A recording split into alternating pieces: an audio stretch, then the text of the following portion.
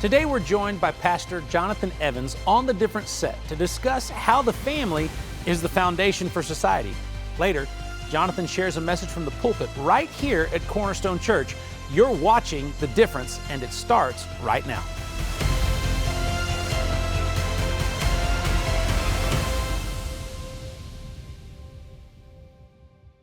Hello and welcome to The Difference. Today, Kendal and I are so excited to have a very dear friend on set with us. He's a former NFL professional football player, the son of Pastor Dr. Tony Evans.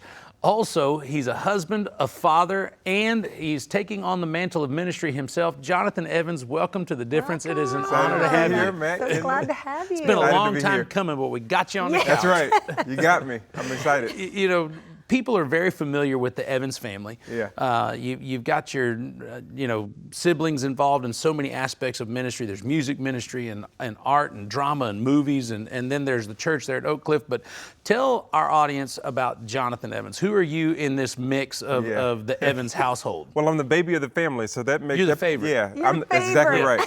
Yeah, I'm in the best position in the house. Parents were sleepy, tired, didn't care what I did when I came through. My siblings were jealous for a while, but they got over it. No, but we just have a great relationship. And then, my parents were always really excited about whoever God wanted us to be. And so it was exciting because for me, I wanted to be the NFL guy. I wanted to play sports, those things. And God really just, transformed that and used that. For now I can be the chaplain of the Cowboys, and now I can be the chaplain of the Mavericks. That's got to be spiritual warfare. Yeah. You're waging war for a win. Come on. Yeah. I know. We got to get out of the first round. When of they the win, I preached a good sermon. When they lose, it's my fault. I didn't pray enough. All of that. But God is able, He was able to use my experience to turn that over to where I can really have fun in ministry, but also helping my dad. And I'm married with 5 kids. 5? Yeah. 5 kids. And one more than us. Their ages, your children's 13 ages? to 3. So I have a 13, 11, let me stick with it here. 13, 11, 8, 6, and 3. Wow. The thing about family, and it's something that is the greatest blessing and one of the biggest burdens that you'll ever carry. That's right. Because you're so heart, soul, mind, and body into it. But you mentioned something about your parents that they wanted you to be whatever God wanted you to be. That's right. And I think that's an important message for people to hear, because oftentimes we have our own preconceived notions about what we see in our children or what we expect of our children. That's right. Not really giving God permission to be who He said He would be. Before I formed you in the womb, I knew you. That's right. And having grown up in a house like that, how liberating was it for you to discover God's plan for your life? Huge, because a lot of people would ask me, what is it like to be the son of Dr. Tony and Lois Evans? And they're automatically thinking that you have to be in ministry, you have to preach, you have to do these things. And it wasn't like that at all. My parents were very intentional about being intentional about letting God do what He's going to do in our lives and finding our way. And so I just thought that that's something that I wanted to carry on, because each kid, is different. They come out different. Oh, well, you try to put them in the, You've got 5, we've got 4, and I mean, Kendal and I would be like, how could they come from the same parents? But just, I mean, I know. You look at them, you're like, those 2 are going to be tight for the rest of their life. These 2, I hope they figure it out. Exactly. But I think that's the great thing about God is all the puzzle pieces. He knows exactly how they fit, and they don't look the same. And so my parents were good at that, and I'm trying to do that too. It's hard not to, kind of steer them in the direction that you think they should and you go. have to do that to some degree. I mean, you got to parent them and create those boundaries so they can really express freedom. But at the same time, you want to see what God's going to do in their life. Yeah. How do you balance your family, 5 kids, husband and wife relationship, trying to get all that with the church? Now you are the lead pastor with your father, right? Yep. So we're working together. It's always a hard balance. Young children, young in ministry, it's always a hard balance. But what I'm learning is that the best yes is no. I like that. The best Say that again. yes is no. The best yes is no. Because if I say yes to everything, I'm saying no to the most meaningful thing. So I have to learn that opportunities come and go. But your family, that's the most important ministry that God has given me. And so I've learned that my best yes is going to be a no. And I have to do less to do more. And so that's what I'm learning to understand in ministry, and just prioritizing things in the right order. You just have to do it.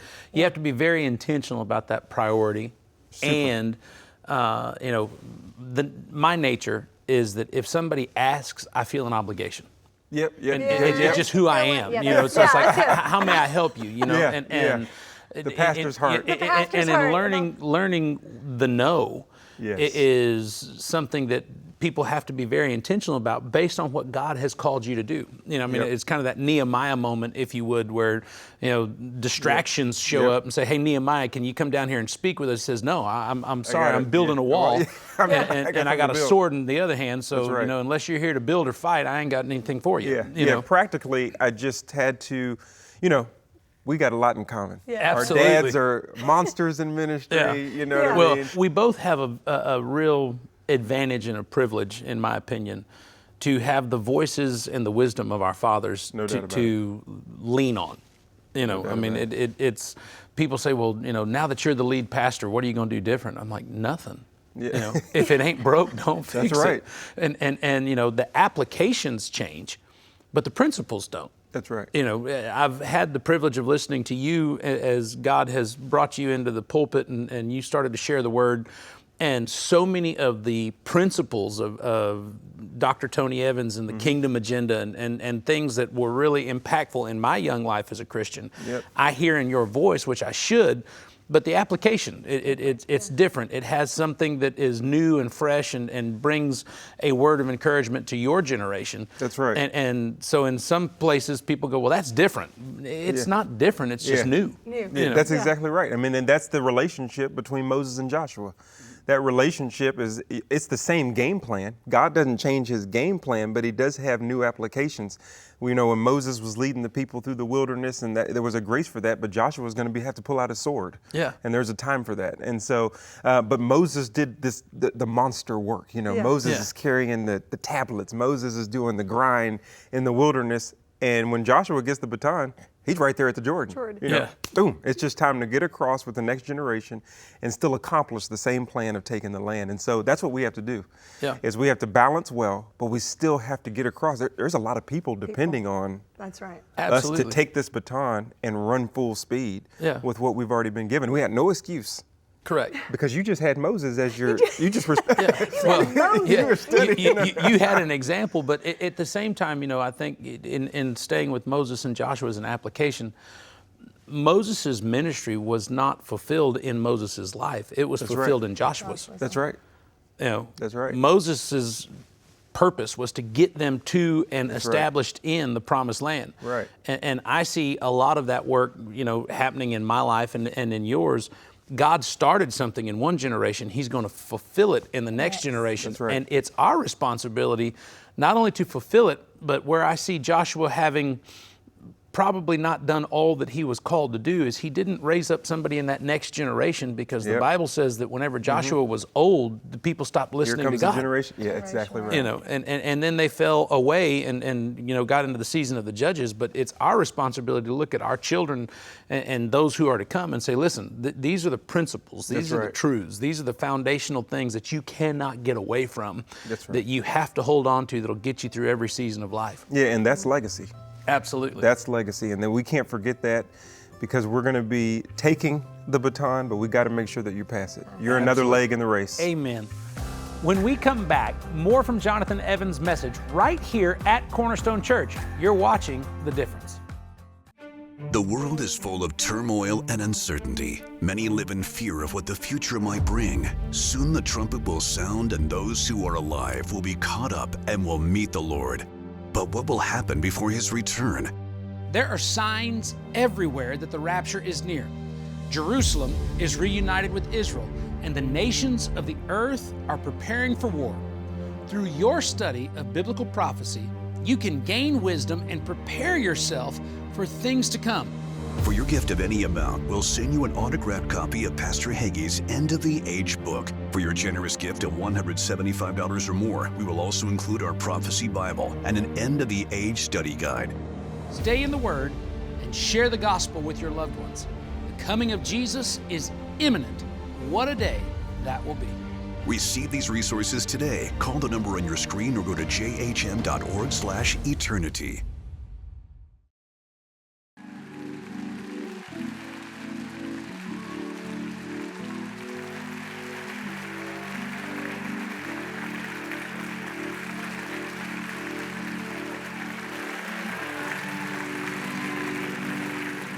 Thank you. I appreciate it. You may be seated.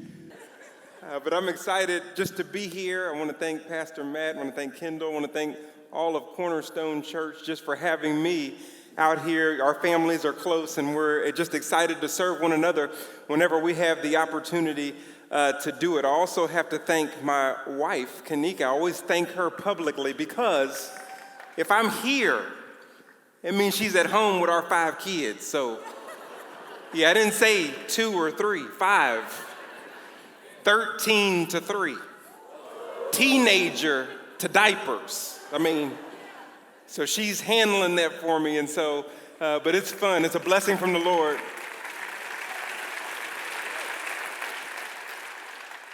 I want to read one verse as my theme verse for tonight, and then we're going to go from there. It's found in Exodus 1:25. And in Exodus 1:25, there is a scenario that's going down. Pharaoh has just put out an edict in the land. And that edict is putting some people in positions where they have to make some critical decisions in their life. And so I want to read this verse, and then I want to take off for a second. It's found in Exodus 1:22, and it reads this way. Then Pharaoh commanded all his people, saying, every son who was born you ought to cast into the Nile, and every daughter you ought to keep alive. Then Pharaoh commanded all of his people, saying, every son, I want you to take him and cast him into the Nile, and every daughter I want you to keep alive. Tonight I want to talk to you about surviving Pharaoh. I want to talk to you about surviving Pharaoh because there is a great enemy in the land at the time, and there's a great enemy in our land at this time.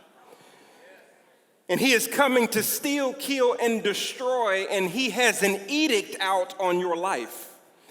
He has an edict out on your life, and he wants to take from you that which God has conceived in you. You see, he has a plan of action because Pharaoh is extremely evil and insecure. He's evil and insecure, and so what he wants to do is come to God's people who have the charge to replicate God's image, who have the charge to replicate who God is on earth as it is in heaven. And because he's evil and insecure, he wants to make sure that what you've been charged to do, purpose to do in your individual life and in your families and in your careers and wherever you go and whatever you do, he wants to make sure that you don't get around to working for God's kingdom because he wants you to stay enslaved to his kingdom. We don't fight it just against flesh and blood. We fight against the rulers, the principalities, the world forces of darkness, the spiritual forces of wickedness in heavenly places. We got to start understanding that if all you see is what you see, you do not see all there is to be seen.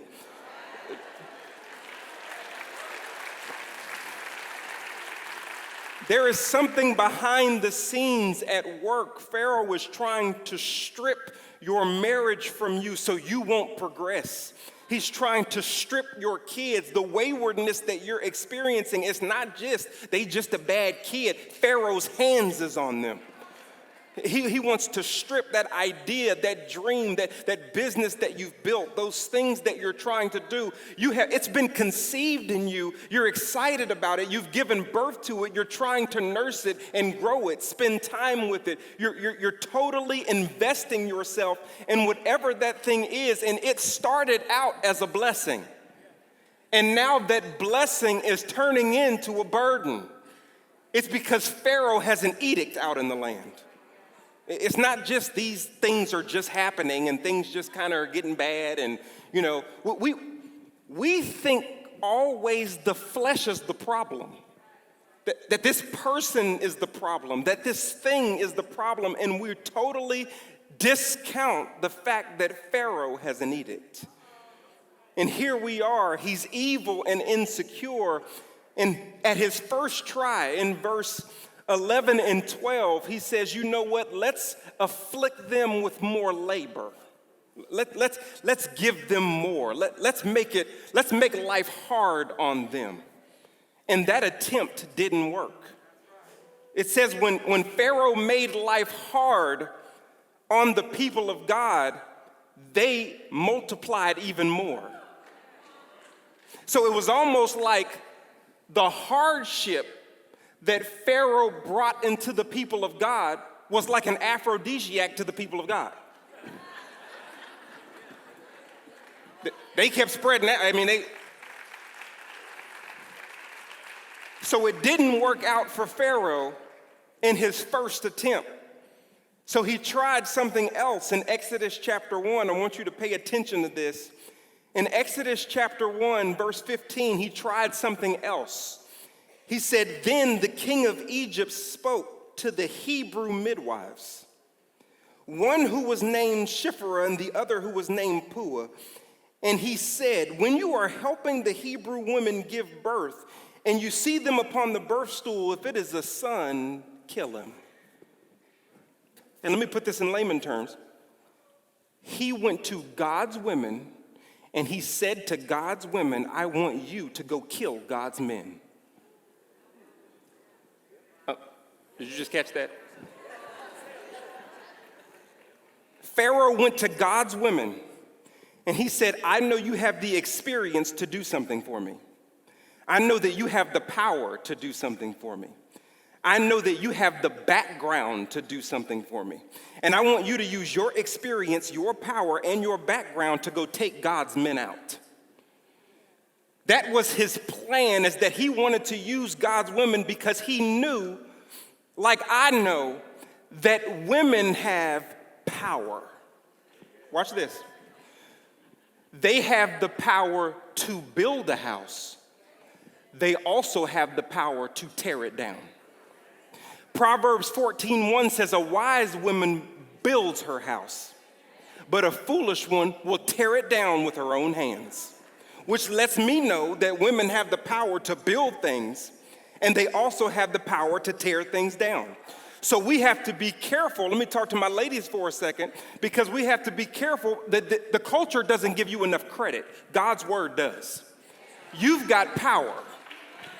Okay, let me explain something to you. The only reason you are in this church to continue to experience the ministry of Dr. Hagee is because you really have Diana Hagee's fingerprint all over you.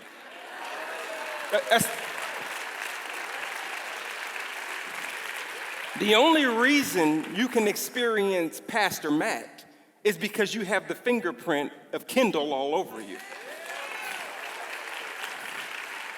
There would not be any sermons about Moses if it was not for Shiphrah and Puah. They used their power to build things up. The only reason I know for a fact that people all over the world experience the ministry of Dr. Tony Evans is because when things got hard, when there was an edict against Oak Cliff Bible Fellowship, when Pharaoh tried to crash the house, Lois Evans said, "Absolutely not."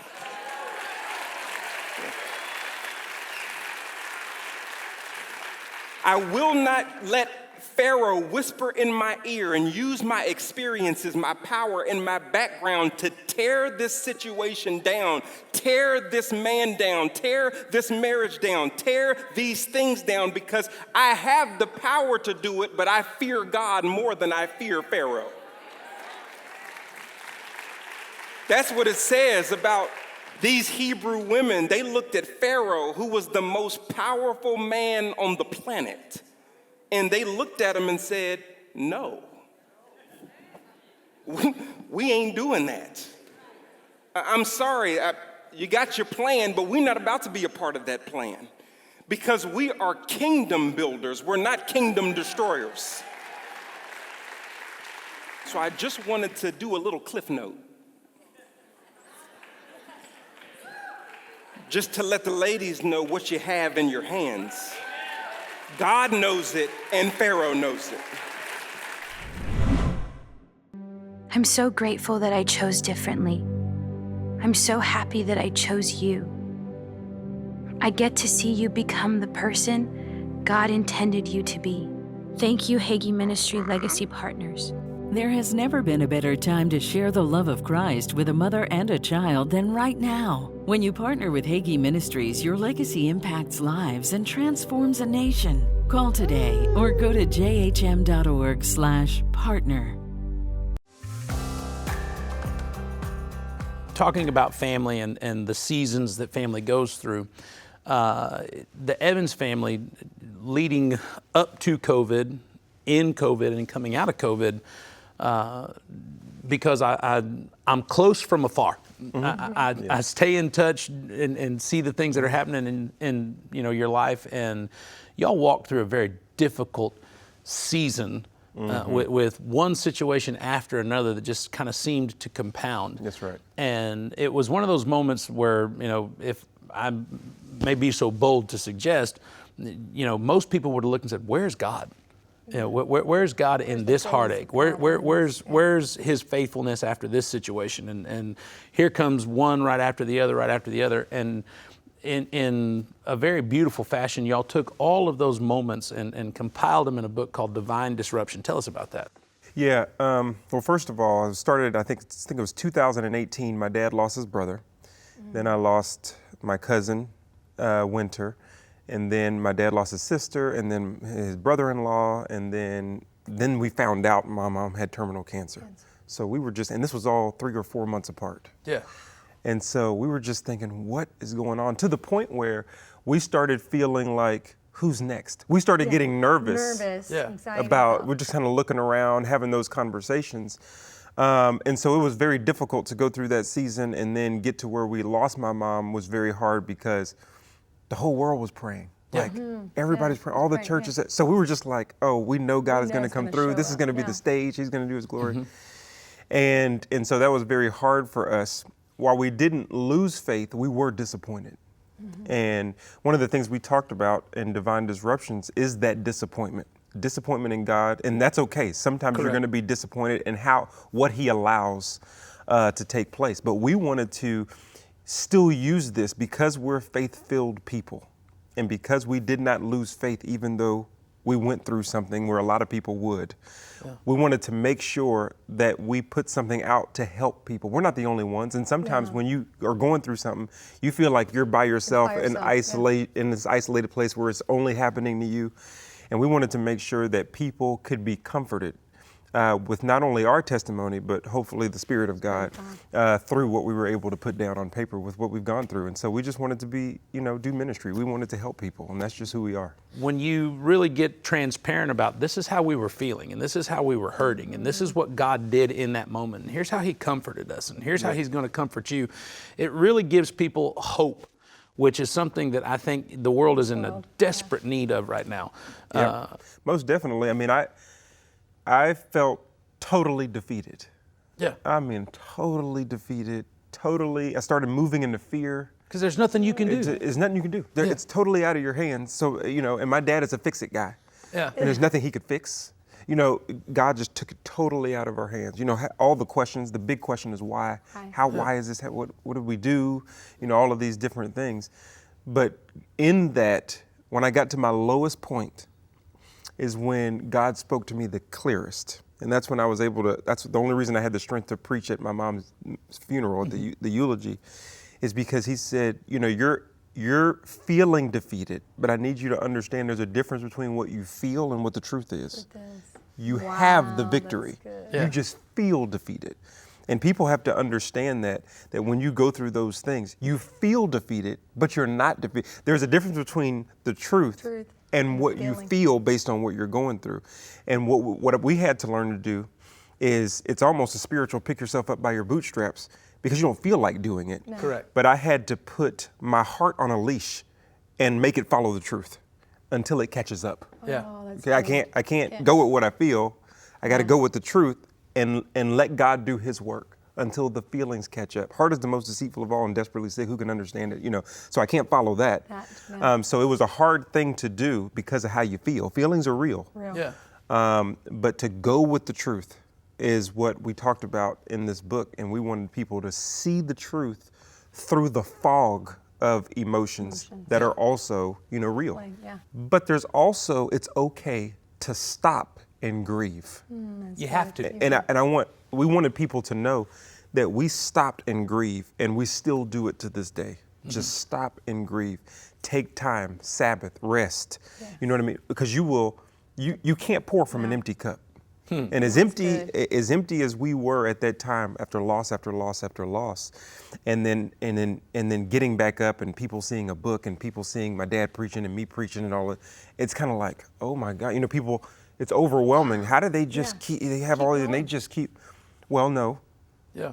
What you didn't see behind the scenes is all the tears, us telling each other, no, you're not taking any engagement, you're not going anywhere. Yeah. We're gonna sit here as a family, we're gonna grieve, we're gonna talk through it, we're gonna have conversations, we're gonna ask each other how we feel and go. So we had a lot of time for that, and we still make time for that. Yeah. So I wanna make sure that people still know that what you see maybe on TV or on a stage and books that come out, yes, that's us producing from pain, because you can produce a lot from pain, but at the same time, we also sat in our pain. We also took the time, and grieving is okay. A lot of people beat themselves up. Yeah. I'm grieving. I'm still grieving. Why am I still having these emotional issues? Because you just lost someone. Yeah. Because you just lost. You went through a something. pain. Because you went through a hurt. Pain, and that's okay. That's a part of the process of what God is going to do in you and through you. Well, grieving seasons can be growing seasons. That's right. And a lot of times people don't want to put those two things together. But even David in the Psalms, he professes and tells people it was good that I was afflicted.